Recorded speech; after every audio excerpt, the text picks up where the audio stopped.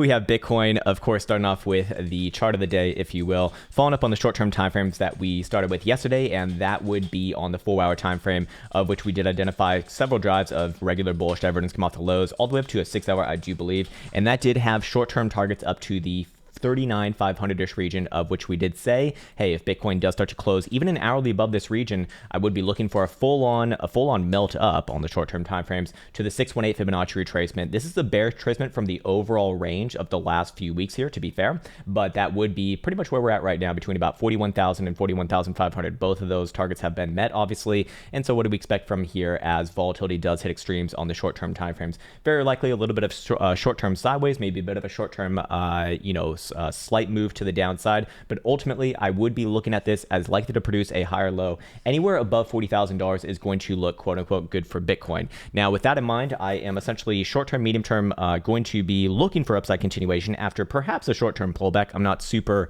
engorged with that idea, but that is contingent upon Bitcoin staying above the 0.5 right here at $40,000. Until then, all short-term downside is just another higher low, and I do look for that to beget more continuation to the upside, barring a medium or higher term time frame closure above specifically the 618 right here. Again, let's call it 41,500 with targets up another few $1,000s to the upside, $44,500 to $45,000. That is the big area, which we'll get into just a second. But for right now, I want to go over the lower term time frame stochastic momentum, as we do see right on over here, a 4-hour time frame is going to be with upside momentum as long as Bitcoin's above 40,300.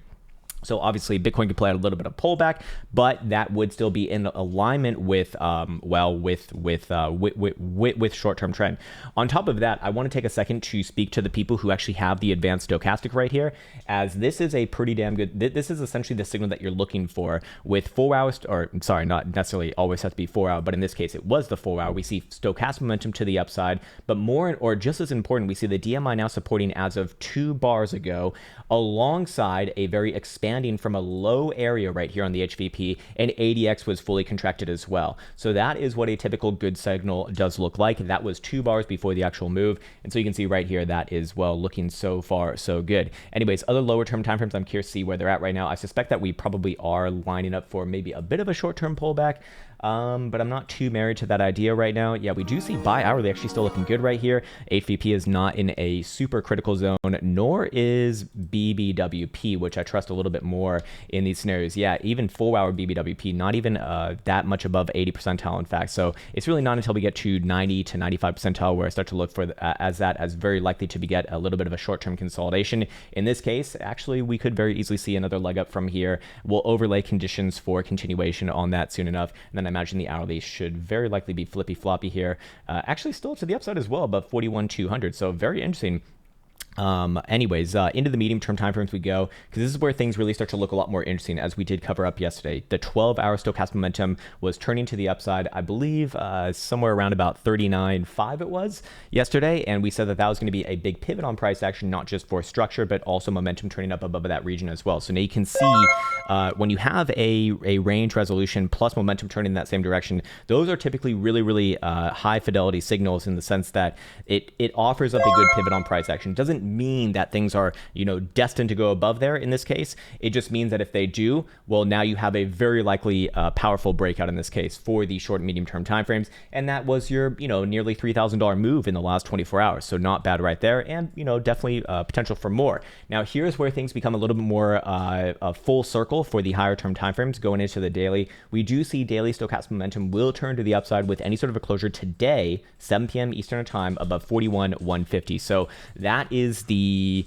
relevancy for the higher term timeframes. Obviously, we would expect Bitcoin to essentially close above the 618 in this case, which is actually exactly there, as you can see, or maybe you can't see because it's a little bit hidden behind that blue box, but the 618 is about 41,173. So close enough is close enough. That is basically the same as far as I'm concerned. So let's now go into the shorter term timeframes, overlay continuation conditions for the lower term timeframes. That would obviously lead into medium term timeframe targets, again, somewhere up around 44 to 45,000 bucks essentially, which would be an hourly closure Sorry, I would actually not use an hourly in this case. I would use a 4 hour in this case above about $42,000. If I'm using an hourly, would I use the same area, or could I use the same area?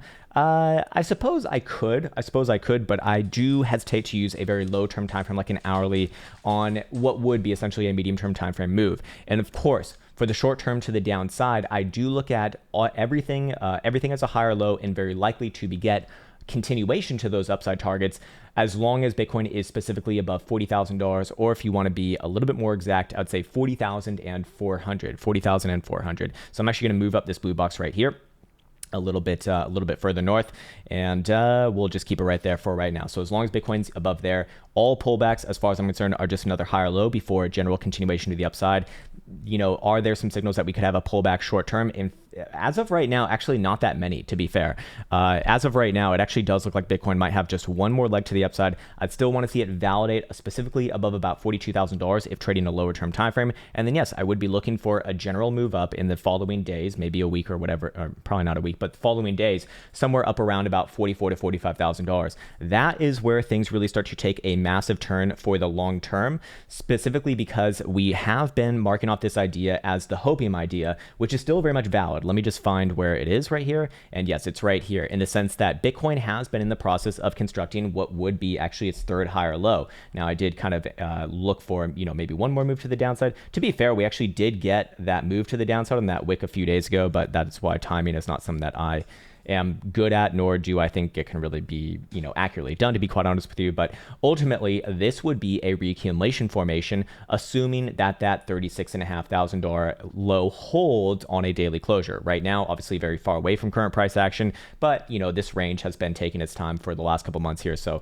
I wouldn't necessarily be front running any sort of major resolution, especially when we're literally in the middle of this range anyways. But ultimately, if this does work out as a reaccumulation formation in the format of an ascending triangle, which is still very much valid here. This is valid as long as Bitcoin's above specifically 36,500. I'd even go as far as saying 37,000 now, as this naturally does rise up over time.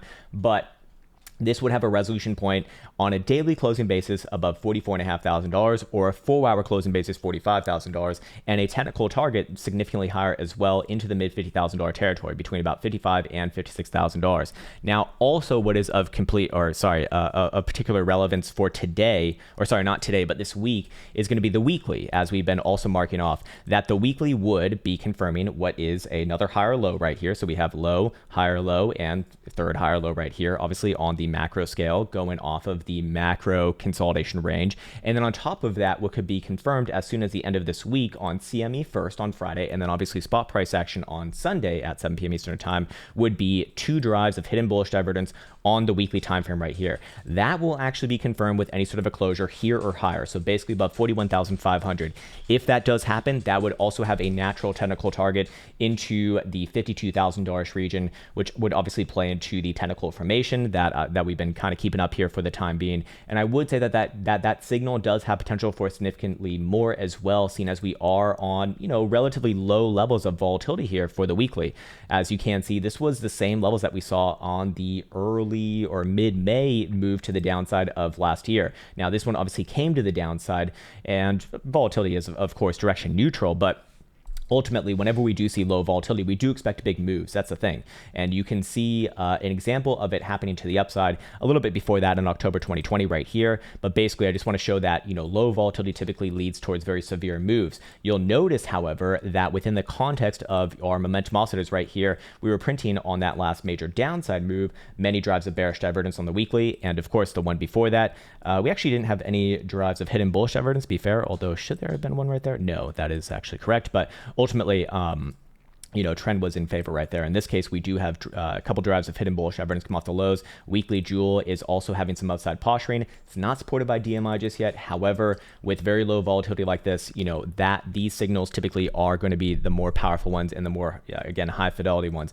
We can even take that one step further and look at stochastic momentum over here on the weekly. And you'll notice very quickly that weekly stochastic momentum is, very likely going to move again to the upside as long as Bitcoin is closing above 37,200. What's also relevant about that number is that would be very close to the major downside resolution. So again, as long as Bitcoin is within this overall trading range between about, let's say 37 to 45, you know, it's not very wise to be front running these sorts of things. I do think that, you know, if you're taking, you know, if you're trading that formation right there, at least in my experience, it's best to trade off the lows of it. So around the lows of what we saw the last few days that we were kind of speaking about right there. And then, well, if it if it breaks down, then you're pretty damn close to your potential, or what would very likely be your stop loss. But ultimately, wait, what's going on right there? Sorry, just perusing some of the comments right there. Very interesting.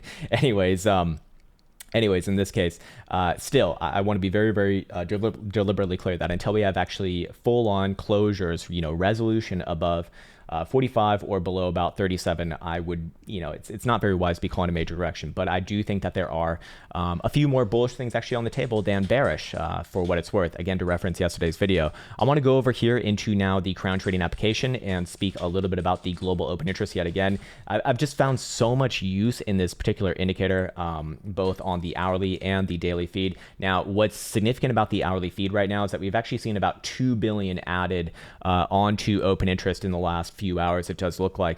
Now, the daily feed is going to show just below 10 billion, but the hourly is going to show almost 11 billion actually. So the reason why that is significant is because we do see that this is once again putting in, you know, what would be constitutive of a major low right here. So we did see a reset. Remember, we had our alerts going on over here, and then after that reset, you know, move to the upside a little bit more likely. Now, again, this, you know, that was relevant for, you know, the last few days when we've been essentially saying, hey, you know, Bitcoin's more likely to try some upside from here than downside. But in this case, you know, now I kind of look at this as back in neutrality, and I would once again have major caution above about 14 billion. But again, I don't want to get too ahead of myself right here just yet. What's also of interest in the last 24 hours that we did see negative funding rates.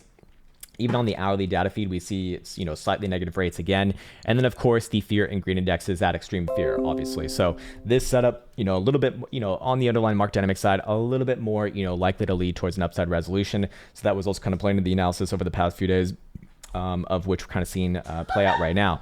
Anyways, Elsa's having a great laugh in the background. Graham Clark says, Elsa, do you own Hex? She is Hex's greatest ally. Also, when is Pulse coming out? That's a good question, man. I was told like half a year ago, and still no Pulse. Where is it? Anyways, because I actually did sacrifice to it. Anyways, okay, so where was I on that? Yeah, I should let you know that the premium features are live. If you are looking for those faster data feeds, you can find more about them in the link in the description below, and in the Learn More tab on the Crown Trading application right here. Also gets you access to the Jewel Lite, of course.